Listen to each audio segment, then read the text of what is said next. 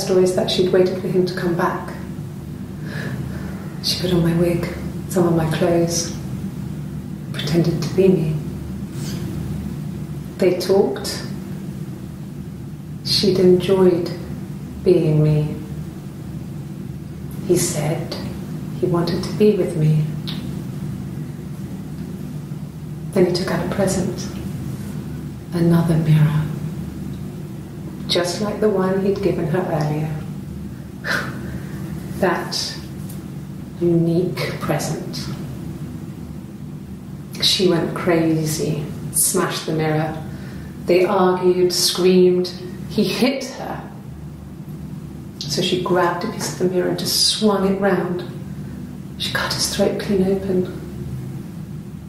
She'd only meant to scare him off.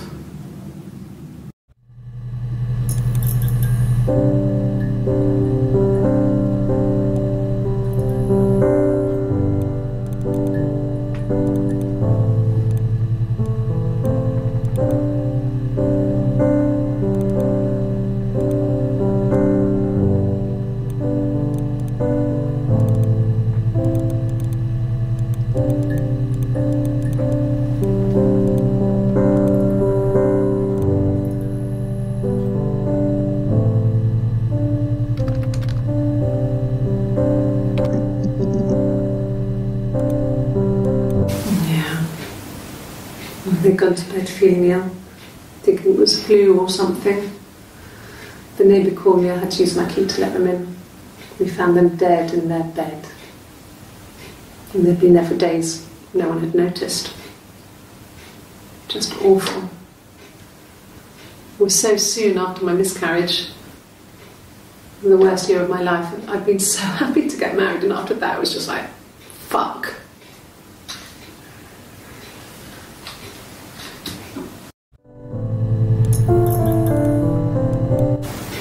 That's all that matters, really. The baby.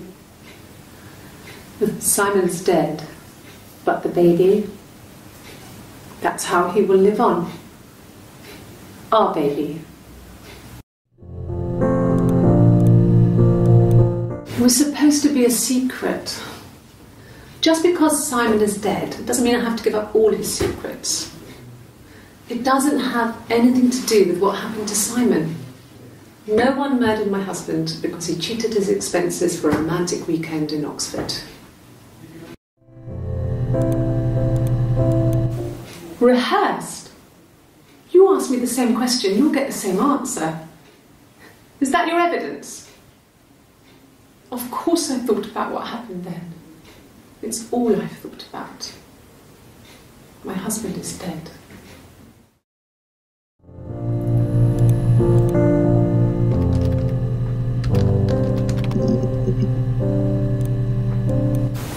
They said it was food poisoning. There was something in the food they ate. My dad liked to pick mushrooms, grow them too.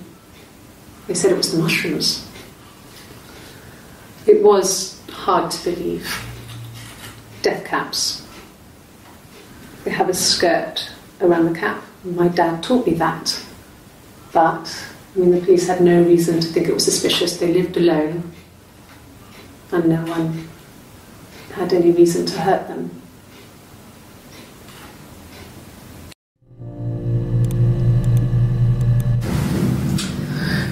I was living in the attic.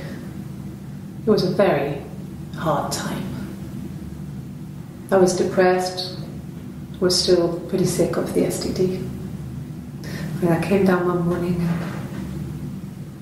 they were dead. They were in bed and both had been sick. They'd thrown up a lot.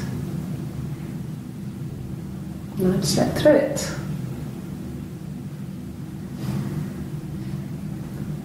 The police said it was the mushrooms they ate. Dad was a mushroom expert. He used to take us picking with him and he taught us how to recognise them. And there's no way he would have picked death caps.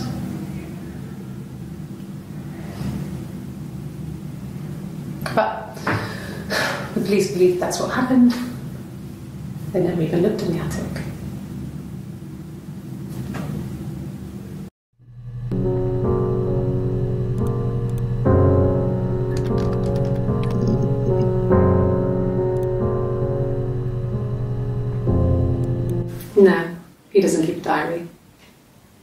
That's my thing. I've kept one, well, as long as I can remember, since I was a girl. It helps make sense of my day. And when you're forced to put something into words, it just gives you perspective. Everyone's on the same page.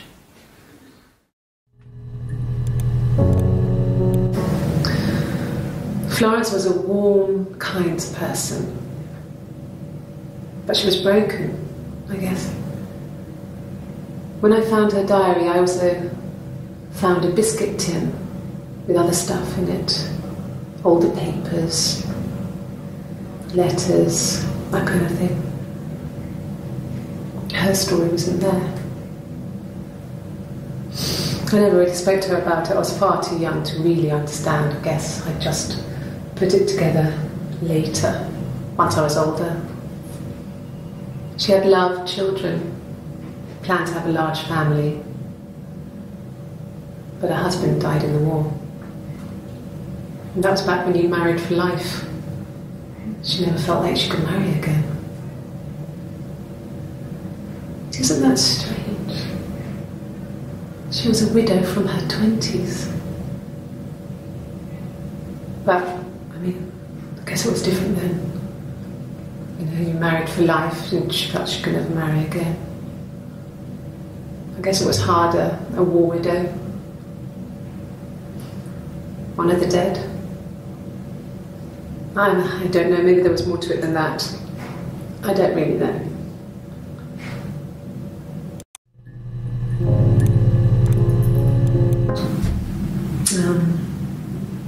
When I was 8, Mother died. She slipped down the stairs. It was an accident. I had read a diary at that point and I knew she wasn't my real mother. So I burned the diary that day and I left. Walked out and across the street.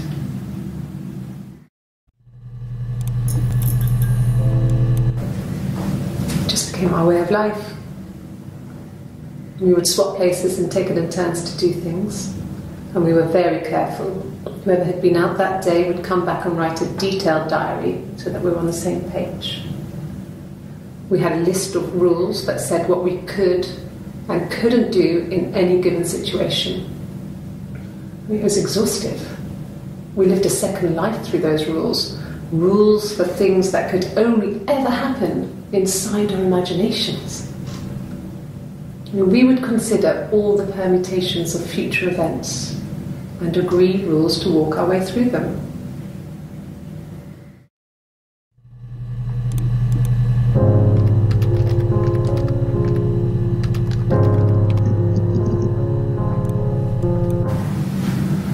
Florence took me home with her.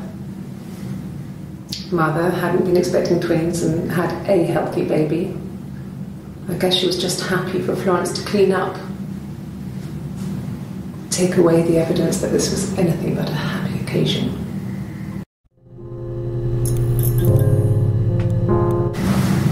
Florence raised me in her home. I never left it. She kept me out of sight. It wasn't odd for people to see a midwife with a baby, carrying in supplies, washing nappies, that sort of thing.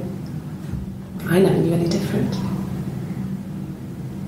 I grew up looking out of my window and seeing her across the road. I thought it was like a reflection in the mirror. She was me.